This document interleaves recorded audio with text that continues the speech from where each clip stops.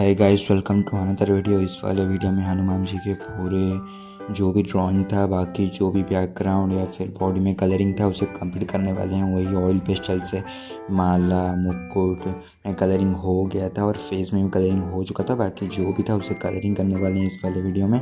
चलो बिना देरी के ड्राइंग शुरू करते हैं। तो सबसे पहले बैकग्राउंड में ब्राउन कलर से शेयरिंग करना है।